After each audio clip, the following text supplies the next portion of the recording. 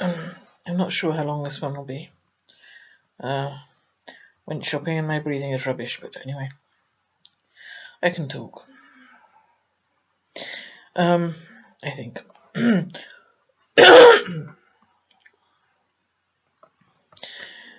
It's also just occurred to me, because of course, if you're doing the kind of research I've done, you look for patterns. You analyse what's in front of you and you look for patterns, and of course that's also my training. People are very inclined at the moment to degrees, and naturally I don't agree with them. It's not a matter of repeating what you've been told. Nothing of the kind, certainly an English degree isn't. It's a matter of thinking laterally and analysing what's in front of you and coming to your own conclusions about it. And as long as you don't conclude that, oh gosh, all Shakespeare plays were actually about astronauts and aliens, as long as you don't conclude something completely ridiculous, you will, and as long as you write your essay well enough, you'll get a decent mark. It isn't at all about repeating what you've been told, just exactly the opposite. And it stood me in good stead. I would like to think I thought laterally before I took a degree. I've always questioned everything. Well, everything except my father, which was the gigantic omission, of course. And what I'm questioning right now is not conclusions I came to some time ago, a woman called Amelia Noyes. I am still convinced by the evidence in front of me there is too much of it to ignore. I sort of slid around in a recent video, but the evidence that my mother had a baby in the summer of 1946 is actually enormous. And in my opinion, that would account for her becoming entrapped by my father. Except that the baby died. And I would have thought that was a tragedy as it was, a blooming good time to escape the man.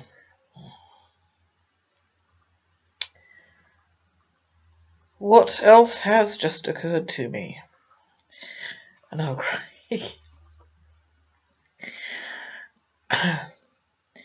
Is my mother came back from Singapore, Malaya and Singapore, in 1946.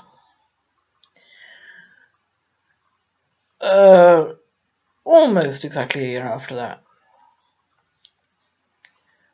my brother's birth was registered,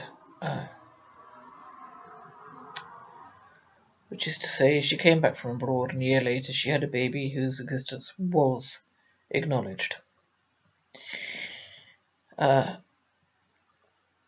Sorry, Mike, not necessarily by my father, because it was my mother who registered the birth, and I do know that because my father so hated the names that she chose.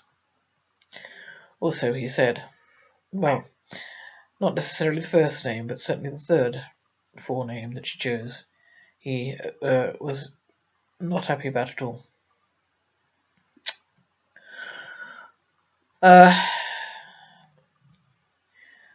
1 year after she came back from abroad, an acknowledged child.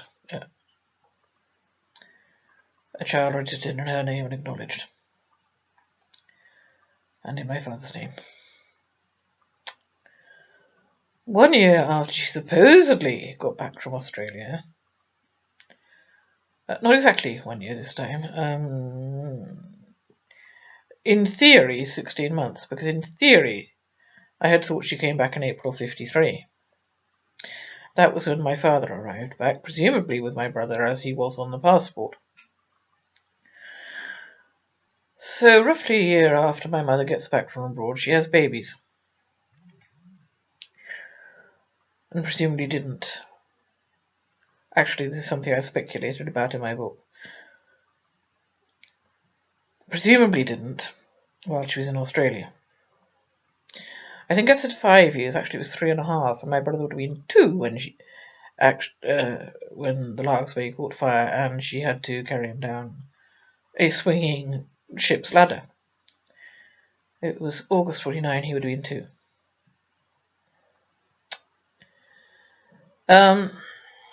Okay. She gets back from abroad in 1946. In 1947, registers the birth of a child. She gets back, supposedly, from Australia in 1953. In 1954, my father registers the birth of a child, which was me. Funny this habit they have of having acknowledged children a year after going home from wherever they've been, and not in between at all. But more than that, and I am pretty sure I have mentioned this, his wife Enid also conceived in 1953, for the first time since Karen, who was born in 1946. And in 1953, Enid had been living with a man named Thomas William Montgomery for 5 years. No progeny, no conception, no marriage. Before or after the conception of the two children she had subsequent to my father's return from Australia. One was born, why do I never get this right? I think it was early 59. And to the best of my knowledge, my mother didn't have a baby in that year. But I wouldn't know because she went into hospital with women's troubles in that year. I kind of got an idea somewhere that she'd actually had a hysterectomy that year. Don't know where I got that one from. And there was other stuff, actually. She'd been bleeding so heavily that she'd been put on testosterone while up north before we came to Southampton. And the doctors I nearly said here in Southampton, I'm not in Southampton. The doctors in Southampton told her she'd better stop it pretty damn quick or she'd turn into a bloke. Or she would at least develop male characteristics. I can't say I ever noticed she didn't have a moustache or anything.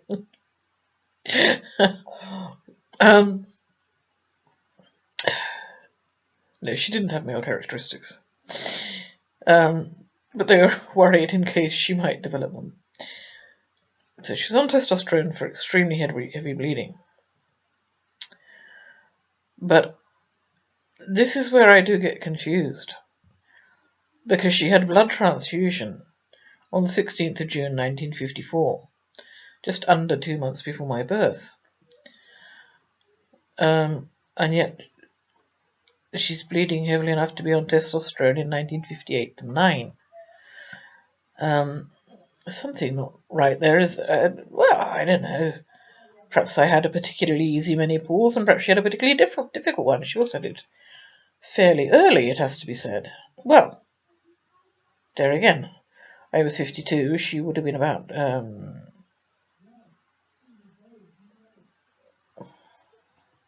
43, 45, 44. I guess that's average-ish. 9 minutes.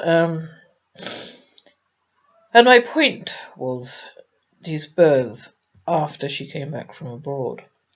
Not only to her, to my father's wife Enid.